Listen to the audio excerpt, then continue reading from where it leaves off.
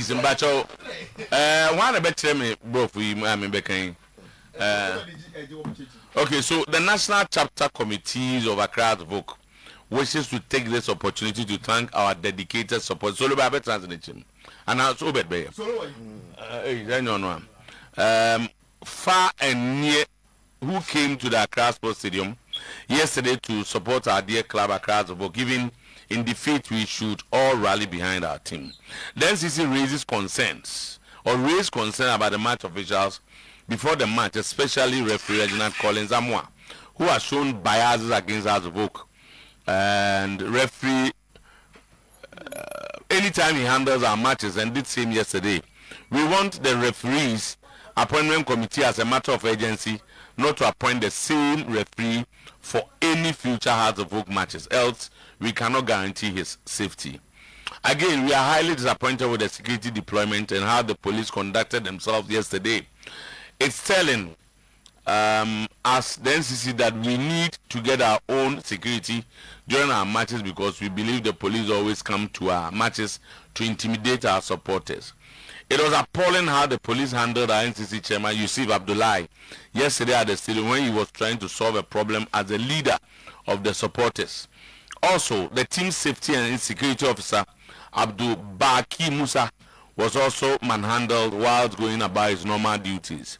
We want our supporters to be rest assured that we will not sit down for any security men to take us for granted. We will always protect our club.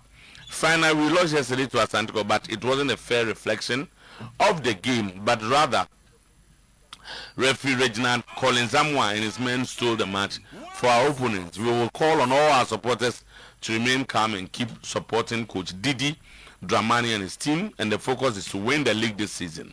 We should all remember, we never say die until the bones are rotten. Jones Asante Mfojo signed. Right. If we had to fuck a chita fuku, pennyfo dano, and omodi ababon, tina way, and right above born and ano paya, Kobe Jones, Jones Asante Mfojo.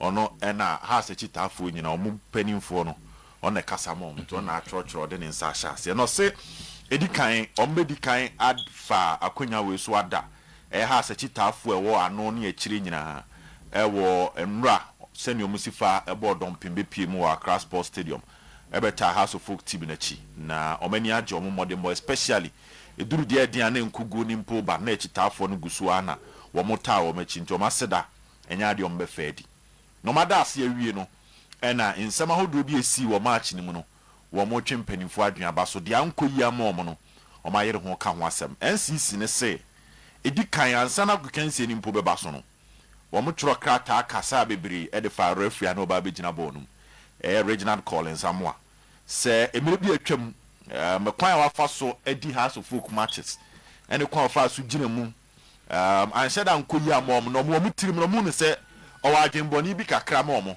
ase intentia pipi ewo ye referee na so ye adane da has matches no checha ne nsa o timer has enioma nhyeda nkoyi momo ewo mrakwan mu nti no mo de to appointment committee ne me mpanimfo mu yi referee ne se kombesere a enam de asi paint no kasa referee de nkomo mpa referee foforo na enka omba mbedi match no ko so mo hwe de asisi na on time boama prepare yo enya adwuma na emboama ahobambo nsem no anya de won chitafo ni trim na afi na ahobambo nsem na baba ye mpi nso ababa ye nsem na omso omkan ni mpanimfo antie ntie no da ho bo mesa abaso biem na omo trust no omo se ye a policefo ni ahobambo fo a ye de omo ba stadium no omo amomo nsa sifom na so omo ye highly disappointed na say omo amomo nsa sifom pa ma ye omo ya pa ni nyina na ye se a police for na buy no e kwa mo fa so ene e ya ahobambo fo no buy no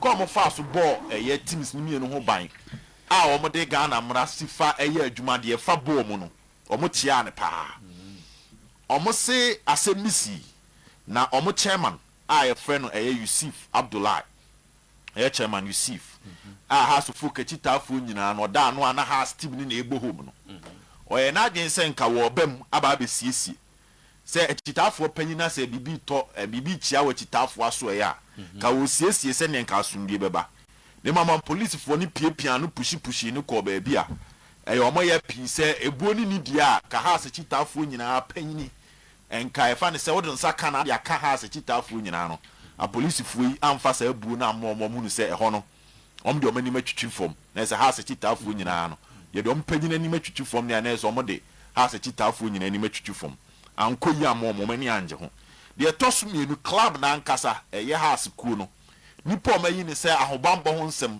ebra house bobo onhwe anye ni ebehwem na se ne din wo afi na dwuma ye de ahye ne nse ne normal duties de mrem ema no ho kwan so wonye no eye abdu eye bakel musa no tutu a police fuyi kwan mo fa so ene security fuyi kwan fa so etwetwetwe abrantie na na ese omo woni nkunsa piapia no eno so na ese omo amma na dwuma ankasa no wantimi anye eno so omo chia wo ho nti eba ne saade a omo hedi esie na ese house for na so mo form ho adwen na ye ekọ anim no ade bia form ho bambo bia no mo afa no de show mo nsa so ba hu se nipa aban ama omo tumi na eni kwan so mo gina ha no aso mo ba omo gina faako a omo ko editia omo ha to folk nti omo ho bambo sem de ekọ anim no no eba be form ade na omo ansan ko saa oyenum no biem na de twato no omo saa ba de omo kan ni ye sha ase no wo referee no no omo se no omo lusu to asante korokunku go bo maso enemom match na nkasa no kwan ye fa so bobo no enioma nka se ko pepepe na nya no ne course nti match de se nka esi na nya no saa na si ni nyina se referee a wogina ball no no ono na wi a ball no e de ma asante kotoko te se ne di kan no mo ka se emia mfa ne mbedi ball no saa pepepe ne course because obaye no intentia hold or tie tia house or match se twem no saa be ye edi ball ni di tia house enti eno na bo asante kotoko ema omutimi di nkunim nti omse referee ne wi a om nti etwato no omse echitafo ni nyina nka omakoma nto omyem na omfa omaho odi nyina nta coach Didi Dramani any team na chi na botaye esu omani se season ombaji league no botaye na enwi na obi ankai se has team no se enkasa ni mbubu yi men se ye menye gozo a omoda so e wogidie se nyoma be yi ena Kobe Jones den nsa sha asem sto tu chase until well I think sir yesterday we enjoyed a very good game. Now there are so many issues a free game but let's start from this release has the ababon thing. For now you need evidence of from any point has for this statement but munya mfa videos mba you see ye miano and also almost security ye mian ntia de hono beto nchen me aba yeah honored to have Abbas Waha. Okay. Me sure say he's a deputy national organizer. Okay. Abbas, you are wrong. You report. Ntika we no keso okọ no ni security officer na ekọ. Wo momu nko ho ansa na security officer na ba before afiri ho. Ntika onu te asem no. Ye born na man he go to the security officer and complain. That's the police ni penyin no. O complain na police ni penyin ka say enya writer utumiesi. Okay. But if you take action, then you are more like a violent person at that moment. Okay. They do not classify you as an official. He will classify you as part of the confusion. Okay. Into tia and then the man commander the NC baby any na a police for any so no de coin. Omo ka say sen konu mom na bebo ama ne hu sa akola na ekọ ho no. Na wo akoba ama ne. Na police for any mom de tumi akwa akwa yi akola na free ho. But I answered first no. Na sa na ne ye no. But say nyoma asesa. So let's move on to other things. You ever buy chairman you see for the NSO. Me di ho nkomo. Mucho Kobe Jones mu statement na no odin. And we say it me free Kobe Jones. Why friend no program you so no GFA free Kobe Jones. Yes, because if you say that the referee this has NCC, they are recognized by the Ghana Football Association as a key stakeholder. They say if any person dealing with hard to folk in penny phobia, the first group they will call is the NCC. Mumu are recognized. There are other ones who meet me you many more. But this statement is from the hard to folk group. So Okase, the referee stole the match. hit na one from him no who so jadi bi aka ho. Now let's go to the game itself and ask ourselves, say, are there basis for her to folk supporters, the NCC, to make this bold statement, say, referee we are more. There were about 4 controversial decisions. So, since it's not coming from Abbas, and he found out we are not by now, yen tackle one by one. First one, they say, but I'm sure you have a video of this, some of these. Okay, the first one, first one. Yen can't fall in Kotoko penalty no. Penalty na Kotoko de say, nenye penalty. Ne so but woji. Maybe there, me will say contact by. But you nim contact ya purchase your money penalty. Abbas me back. Yeah. Oh yeah, this is a statement that we are can once. Are you suggesting? Yes. Are you saying send a Kotoko penalty in your penalty? One no. You be Second.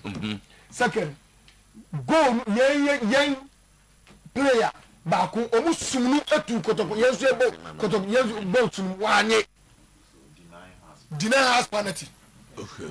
Third, go na ye share no a deny go no eye Kotoko player and a heady ball no ekoma ye player no azana o deny go no eno so osansi be ye bi osansi be the same thing.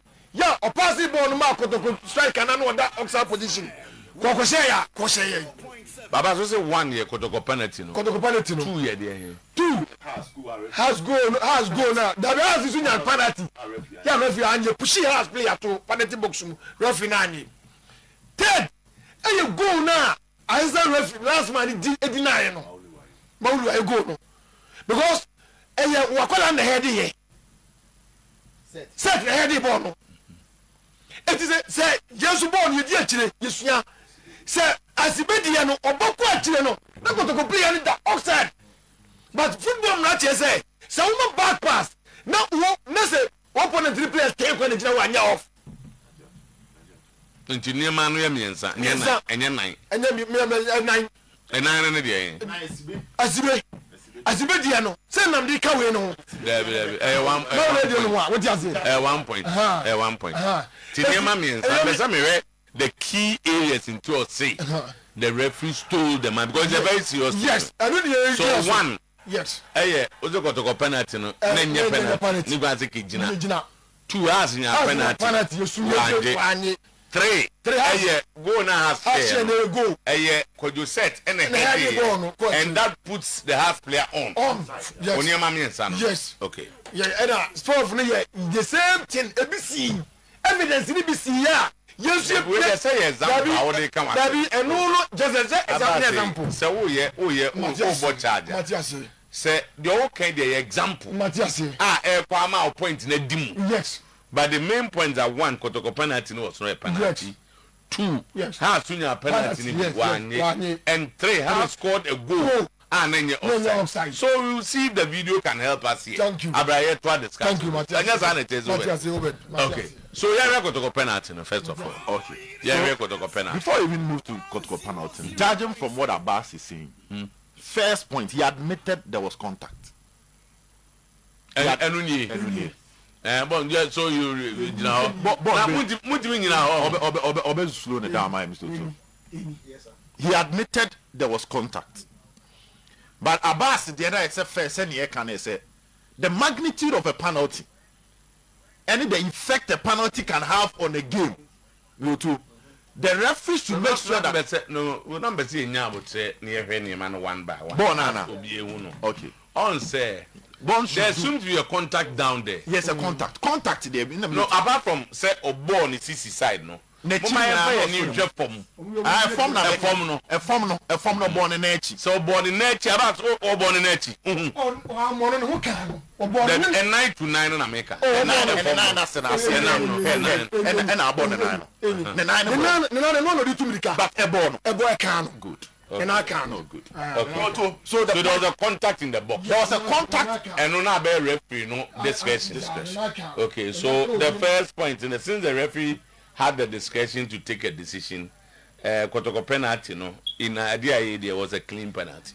a referee ne dia onye bone anu ye wo sad ma dia tu oh wa sema wo David na so do ko obi na ka obi a penalty ada but eduru ba bi ye penalty eduru ba bi so ye penalty so the referee saw it as a penalty and me side ye penalty so no to say nya wo na wo take decision this is you move to the next so this is how it is one also normally when there is a contact the referee look at the direction of the ball and who is in control of the ball. Now in the Kotoko case Yaman Kwabefi made an elementary mistake. For a player near Bobo Bisea, you don't make that mistake. Number one, the player in control of the ball was the Kotoko boy. That is Peter Aqua. Senkaman Kwabefi mpo 9. Every ball no the fra Peter 9 pa. Though there will be contact, but you had access to the ball. But when no sharp, watch on and we lead you. And by mistake, you never say by mistake because a player young move to the next one. No, but let's admit that this is a clean penalty. They be asked for that. For many points. Very good. And I may justify saying ask for that. One, the Kotoko player had control over the ball. Now we're box room. And I will tip on the net. As raw the unqualified fan say football, yes, but 9 ball in the net. And a man the top form. So or top form will lose control over the ball. I'm a has beat me so when you have no control over the ball, clean penalty Mr. Two. Yeah, second one about penalty. I mean I don't know. No, first of all, let's to encourage. The official broadcasters are yet to come out to the highlights. The official broadcasters as of now, and for official highlights by. We are Santi Kotoko highlight or the buy. Yeah, Mvadia one and Mvadia one. Yenya Abbas, Yena Okano. Me who Kotoko Dia. Okay. The has penalty no Okano. Nabas Momo that video. Has and Yamai. Yen jumping and go at the offside. Go ahead one. Offside, the God be so good. There are other angles to it. Yen offside. Let's all watch it. Now yen baby. When the flag went up, so this is it. Crossing the by, then 2 players challenge for the ball. But clearly, Maulu was in an offside position. And them to do Yanchon on tour. The player that received the ball was already in an offside position. Maybe. He was already in an offside position. Granted. Now the next thing is that when a player is in an offside position, the only time a referee ends offside in Tiano is when there is a deliberate pass from the opponent, not on any player. Now, according to the rules, they describe deliberate pass. Yes, Omachirim.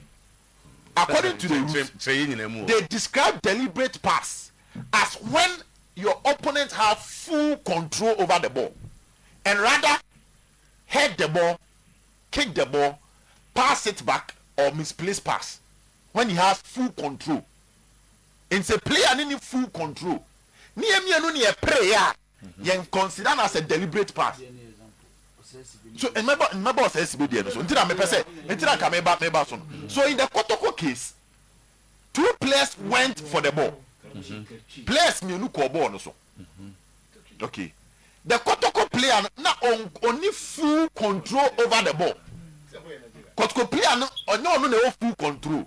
Until referee was split seconds so we take a decision. Okay. Until was sharp. Players me no na akosoro. Now born a man Zach video. Zach mami news video na in chirim. So that video na Zach the bam so 20. Players ni me no ti hwe ball no. And the kind of ball no.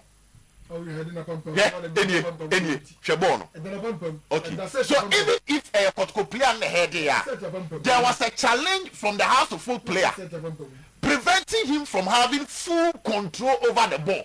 So the referee decided to say a deliberate if you got one player no one kwan call. Now says Sibe dey na work no. Or says Sibe had 100% control over the ball. And on decided say Oma pass akwa chiri. That is a deliberate pass. Kotoko nini dey is not a deliberate pass. We are first one from a PR point. Adena statement too emotional. Statement full of emotion. I say it looks like it's talking about what the supporters are feeling. But and intro bibi na. And kasam for match no. I just say ye be she bibi ase no abeka bibi. Na ye wi na de na abeka ye no. O ka se manka. Bibi asi. So what me say? na be say wo connect the scene with what asem na can say ade na me kan ni na esi so what them can say but from your first statement and after incident ni see no wo statement e buy no when you combine the two has NCC chairman and NCC leaders including Abbas mo omo ye too emotional mo nya abotre born ye monesa bono ye monesa ma men ka se ba ku bi ansa na ma ba eyi ni kura so tutu football no abaye more technical and idea ba ko a Ghanaian clubs asi enhwe ye ji league Ghana ye ko Africa the technical side of the game near the aboye my memo coach Karim Zito abaso anopai e wa ade ba ko bi ho menim se obi ani aba sa has team here wo ya it's turning to a team Zito omo committed a lot of penalties this season yes has committed penalty against Blue Stars no boa omo ne baseke Holy Stars omo committed penalty and then ra omo ne Kotoko omo committed penalty. Oh, Blue Stars and penalty. No, what one game be so this is the third penalty against them.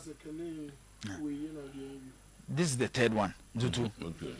Now, on say Zito we had debi. She time a pitami do akwafa ball. The delay on the ball. One thing has of folk defenders nenye comfortable. Eye play ultimate ball. Iti ukutabo ne kakra bia almost struggle so be defending against you. It is a what na se no one steady has to near any technical person be when ni bia no asem obeka che na attackers an say ofa bo a make sure so be kutabo no memma pressure ma so has players in there. Yes, outside the 8 no be commit foul, inside the 18 yabo so mo commit foul penalty.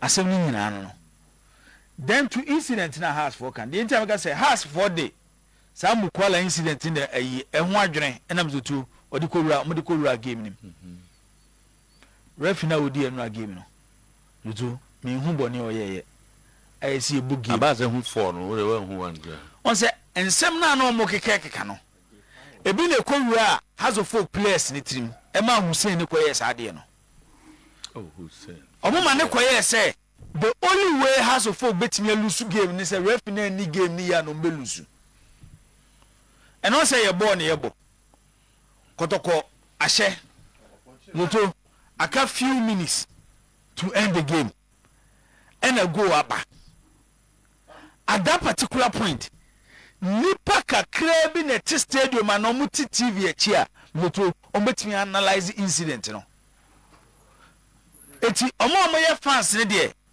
metoma say the kind of pains yawudi na omu kom time na Kotoko ateki leader game ne ba na wie ya sabo ne to net no in the heat of the referee no and assistant referee and to Abbas the Nazaki to kano ball na yebo no assistant referee no so woni duty so offside assistant referee adwuma se ball ko nchen a assistant referee adwuma opa ma ball ko nchen na assistant referee say yentu asombo referee ni di obeja ma ball na yabo so what the mention I say se ball ko nchen na se yese be start ball ne from nchen a assistant referee na adwuma eti momiante sa anyoma we ase zoto eti ha supporters no that particular moment oman no mate stadium mo dem de be che omo and I want say sa anyoma we na yekoyanim a ekofa ava baaye no se kura ava no zoto omo biem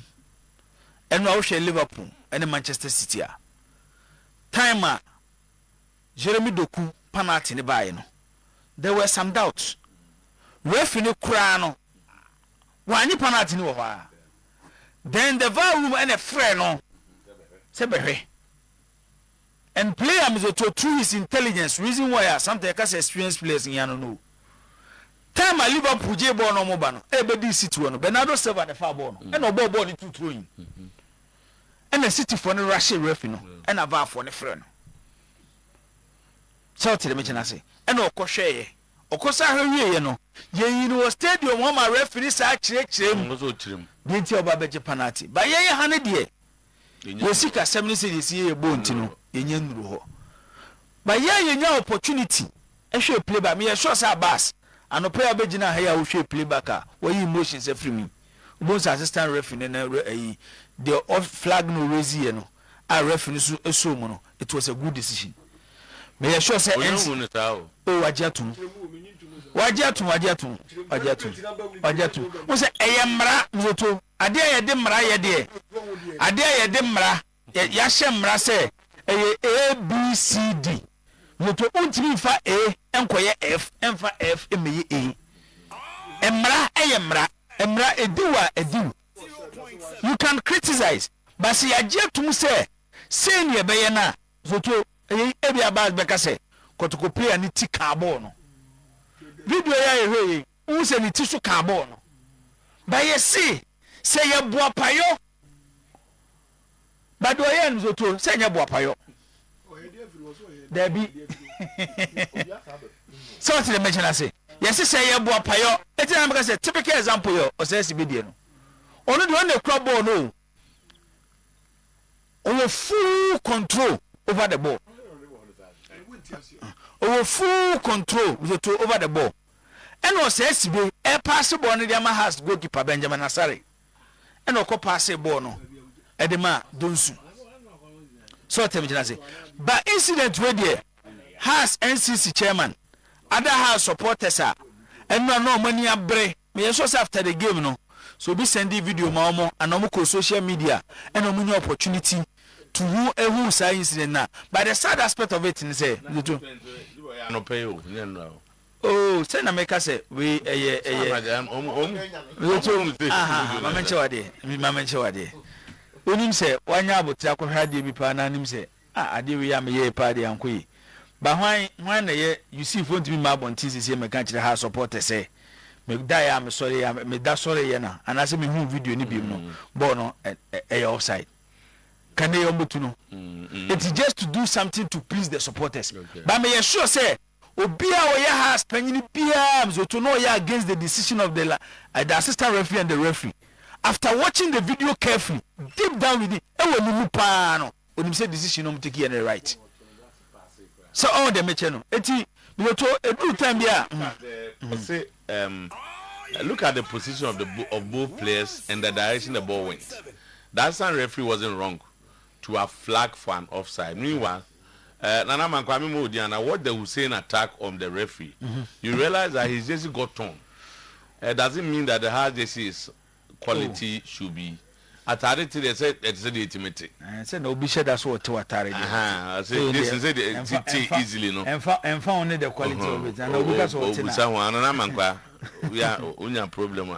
And found the quality of it. It will to yemfa emotions into change. But maybe the animated football fans I say so.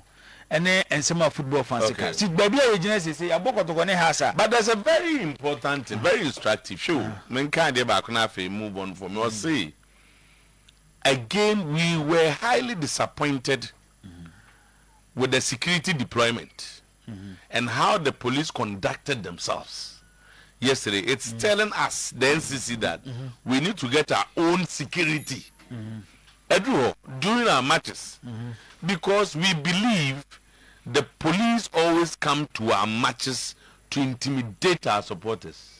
Nah, maybe some question. This is serious. Question. Oh yeah, sure say we beating about so. No, but the BBS here warranted suggestion. Because somebody was writing here say, look, this is a category A match. And expect national security and the security deployment to be very and to mean maybe to say you will be penis animal. A statement full of emotions and say two and find a was as you boy in Ibono. Say team say when I be security, I must do no bibia. It will not happen. Say stadium no born Ibono and young quan supporters in it all. No I can say oh Baba born quan supporters on wine. Oh, yama ya so sa nyoma we so anti sometimes So person say, how can you do that? That is where they 10,000, 20. Oh, they need person ever bomb. That is where that baby a problem no one. So too. And no na amana kwa quiet say. Ya so saa nyoma we so na dia ba beduru ha. And sometimes ya bebo Kotoko ne ha say we. Ya ti hey. Ya spend close to 1 hour. On incidents ha. E see your game ni ma. So too. Kenya no kwa na esen ke tia no po ya ke analyze. Be assessing, analyzing them. Here share two teams no. They are strength and their weakness. Coaches now. Yes, because we are game no more boy na. Mama one example. Time Kotoko nya penalty no. Open one player recently wa suffer Kotoko supporters nsano pa e donsu. Omodi na tem. Because share Kotoko ne Karela. And me feel that was his best game in Kotoko Jesse. By the real bono, asema mo kan say one shegu. Striker won shegu. Reason in say, baby o gina na wo bobo as number 9 no. Player no Johnny F na betamo a. On e Kotoko goals. Nti edu be gina ho a, ye be say wo shegu to say betamo a. One shegu. But wo Kotoko goals for no mo share na. Anya hwe kwa benya mutu a. The work rate and this goes nearby. The America say you need experienced players in your team. Time I got a penalty nearby. No, why not go far born because she don't use them? Samba. Some type of player leadership qualities no. And not watching the has team and make kind has Bob Bichim where has to be Bichim. Me see baby has problem they say. They don't have a lot of experienced players in our team. The level of team experience to form. Yes, coach can get the statistics right, but sometimes coach you need a second coach or park and so. Experience and you're only about age. Obu how when you bamzoto only experience. Obu how sir, but we pass it through the process and experience. Share and one has on quick break. The next time I will find a ball and not touch line, let the goal post nechi. At that particular moment, some who experienced player be in a pitch in this way.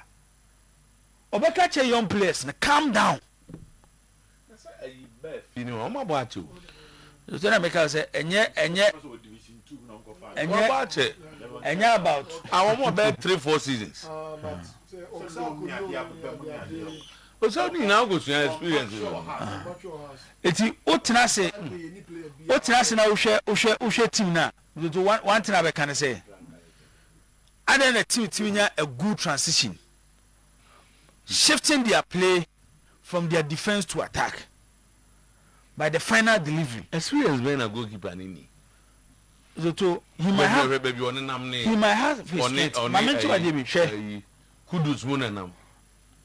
Kudus no manam no. So he's lucky to be a player with Obi say Jiku. Jordan. Obi say Salisu.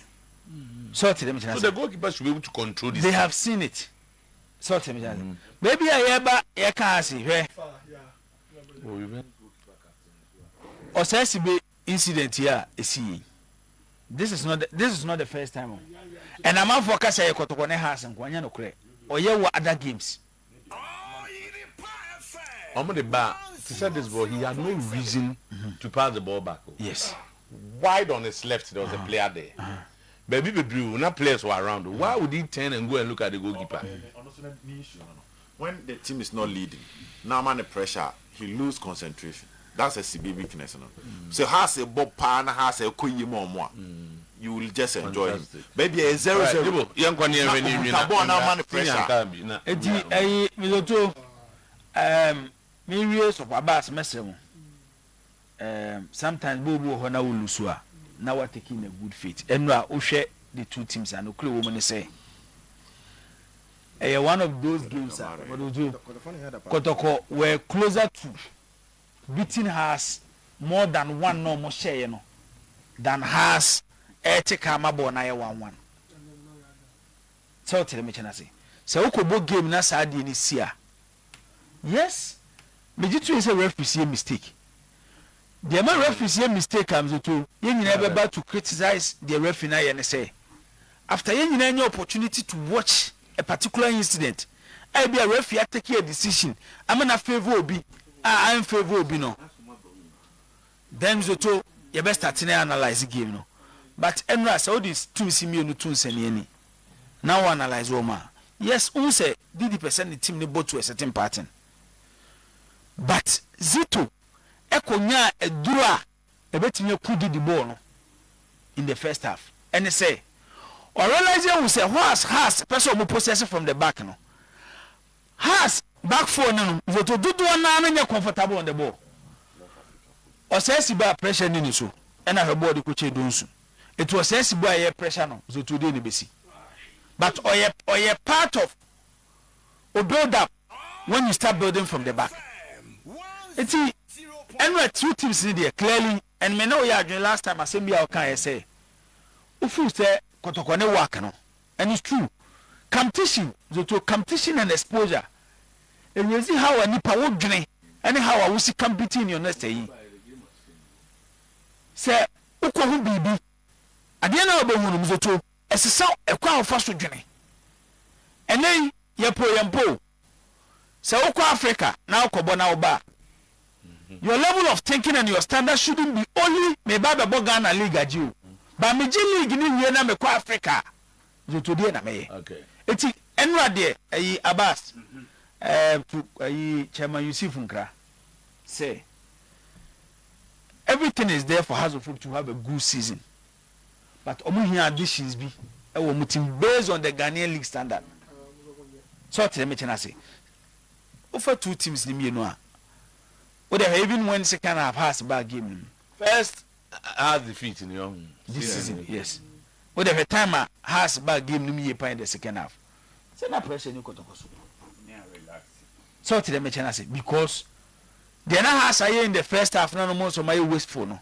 Kotoko who say ye mo ba they will give us a lot of spaces where you are so tell me chena say near your adwuma me dem no si no to your coaches no so omunya adwuma yi Abrante na fence Peter Amidu Akwano this is a player to in 2-3 years time that's what she blasters JC 2-3 yes she blasters JC straight but maybe a problem they want to say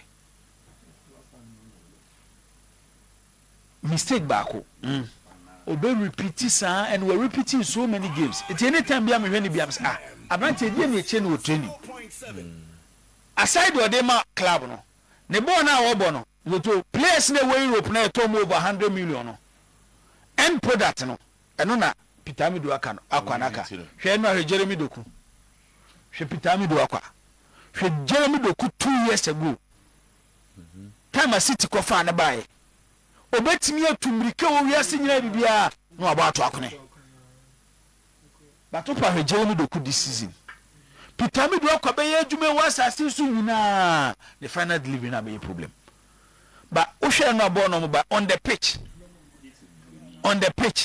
when we talk about natural talent I am for coaching in Kaho he was better than any other player on the pitch yesterday but the aka to coaching the Kaho yes ball na my to the standard abia past Yasha Kotoko ne has but the one year it will analyze the game there between the two teams Asante Kotoko enra h-ray say game near ball enra nko an ye gina so dia they were better and almost show more maturity than House of Folk